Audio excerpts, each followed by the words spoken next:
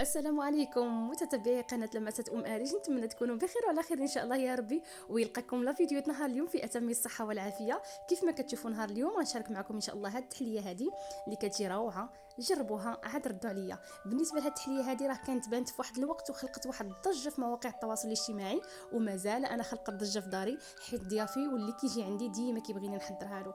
فكنتمنى ان الفيديو نهار اليوم يكون فيه استفاده.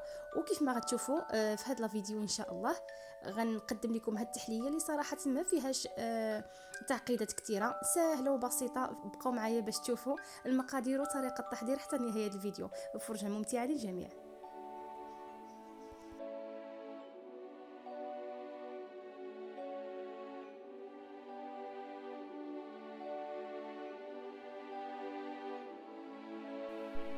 ان شاء الله غنبدا معكم المقادير على بركه الله. غنجيب واحد الاناء اللي غنخدم فيه.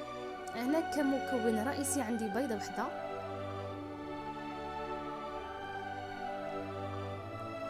وعندي هنا 3 ملاعق كبار من سكر سنيده. فبالنسبه للسكر يمكن لكم تزيدوا يمكن لكم تنقصوا، ولكن من الاحسن تنقصوا، لانه في الاخير غنصاوب معكم واحد لاصوص اللي غتكون حلوه، ومن الاحسن تنقصوا السكر. عندي هنايا 50 ملل من زيت المائده، وكذلك عندي 50 ملل من الحليب.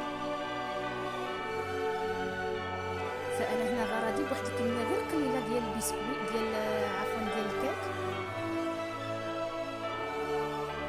صافي غنمزج هاد العناصر جيدا، وغنضيف هنا 2 معالق من الياغورت.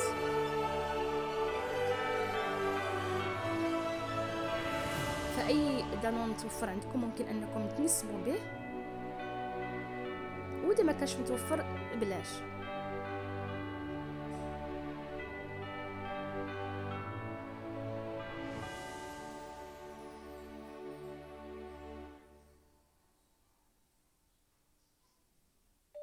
صافي هنا في هذه الاثناء غنضيف واحد الملعقه كبيره من الكاكاو، يعني هذا الكاكاو اللي كيكون بودره، كاكاو الخام اي شوكولاته الخام. وغنضيف كذلك 150 غرام من الدقيق، ونبقى نحرك. هنا كذلك عندي واحد الساشي من خميره الحلويات من وزن 7 غرام.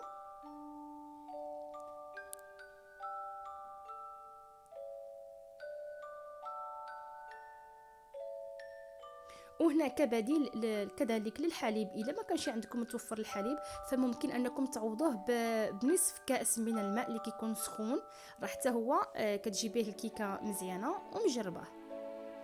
صافي هنا كنجيب القوالب ديالي اللي غنخدم فيها هاد التحليه هذه. انا عندي هاد القوالب هادو اللي شريتهم من الديبو ديال 5 دراهم، صراحه عمليين وعجبوني بزاف.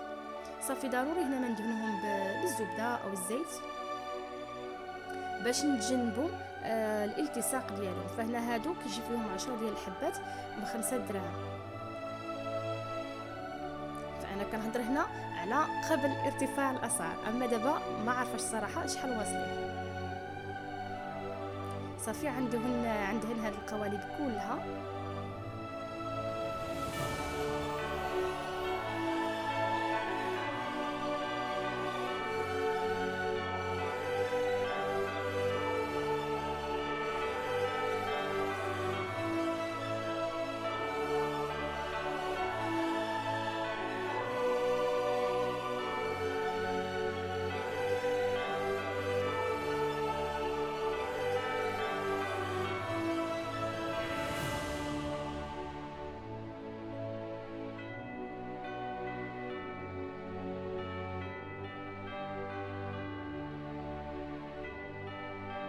وكيف ما كتشوفوا فهنا كل كيسات كل قالب من هاد القوالب هذه غنعمل فيها 2 الملاعق كبار فقط، يعني ربع الكميه، حيت انا غرضي الكيك الطبقه ديال الكيك ما تجينيش طالعه بزاف.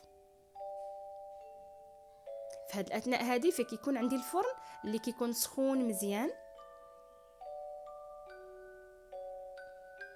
صافي هنا بعد ما كملت الكميه اللي عندي كامله كيف ما كتشوفوا، اذا طلع لكم شي شويه ديال الخليط على هادوك لي كيسات فمن الاحسن تمسحوه باش ما كيعطيش داك الريحه ديال الحريق. صافي هنا هما في الفرن، وانا غندوز مباشره باش نحضر معكم لا كريم. عندي هنا لا كريم شونتي لا كريم شانتيي هنا غنستعمل غير النصف فقط. وهنا عندي الحليب بارد جدا، يعني حتى كيكون داك هادوك الحبيبات ديال الثلج. صافي وغنطربهم. بما ان الكميه عندي غير صغيره، بما انه الكميه عندي انا صغيره، فانا طربتها غير هنا في هذا الكاس هذا ديال العصير. انا ممكن كذلك تعوضوا الحليب بالماء اللي كيكون بارد جدا، يعني من كل خلاص تجيبوا الماء من الفريغو باش كطلع لكم لا كريم دغيا بالزربه.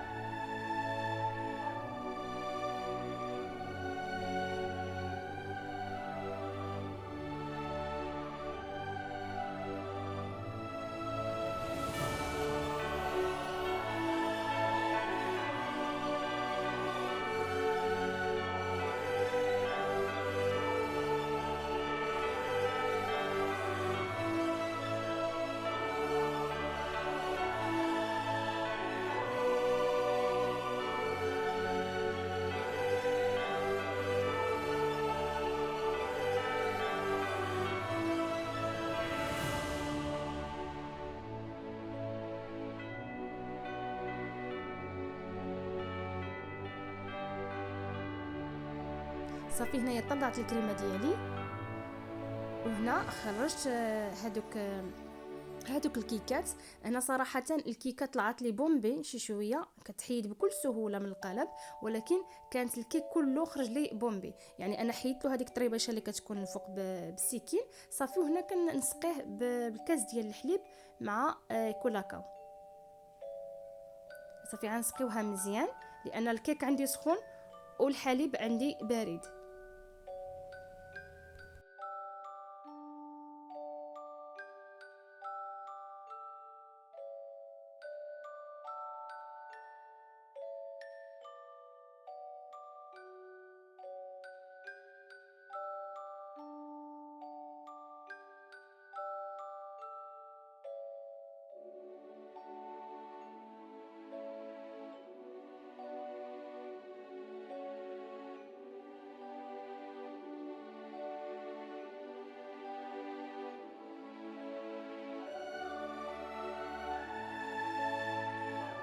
صافي ونخليهم حتى يبردوا مزيان مزيان، وغنجيب لا كريم اللي طربت معاكم. صافي وغنبقى نعمر القياس اللي انا بغيت. من بعد غنصاوب هذاك الوجه يجيني مسطح بالاستعانه ديال واحد لاسباتيل ولا السكين ولا اي حاجه، المهم يجيني هذاك الوجه مسطح.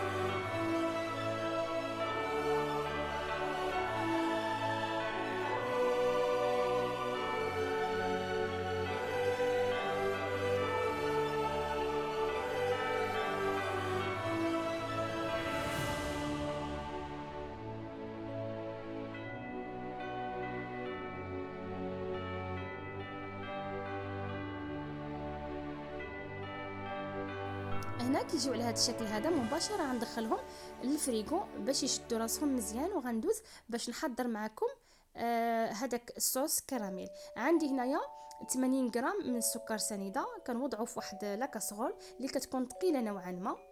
وعندي هنايا كيف ما كتشوفوا 60 مليلتر من الحليب، كنضيف عليها واحد الملعقه صغيره من المايزينا اي نشا الذره. صافي وغندوز باش نحطو فوق النار.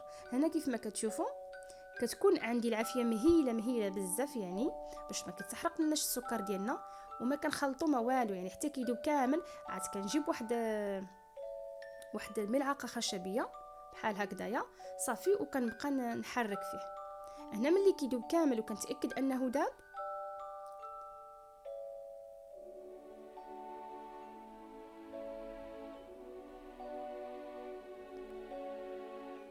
فهنا غنوجد هذاك الكاس اللي عندي ممزوجه فيه داك الملعقه صغيره من المايزينا، وغنبقى نكب شويش بشويش. يعني هنا نحاولوا نبعدوا وجهنا وما نخافوش.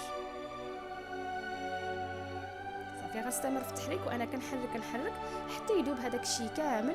ونبقى واحد 2 دقائق يعني كندي ونجيب فيها حتى يذوب داك الشيء كامل. صافي ونطفي عليها.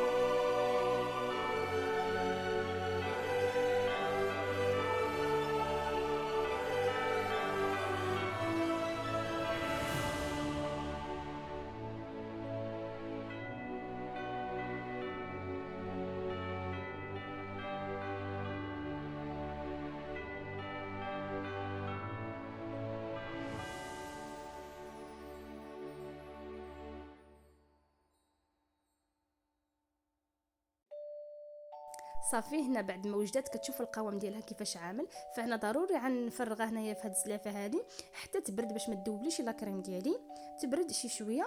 وداك الساعه ندوزو باش نزينوا بها هادوك التحليات ديالنا. يعني التحليات اللي كيكونوا يعني شادين راسهم مزيان قابطين راسهم في الفريغو صافي.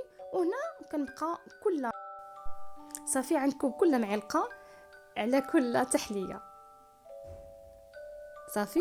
وداك الساعه في الاخير راني غنصوبها غير بالاستعانه ديال هاد الملعقه باش نسرح ليها هذيك لاصوص كامله.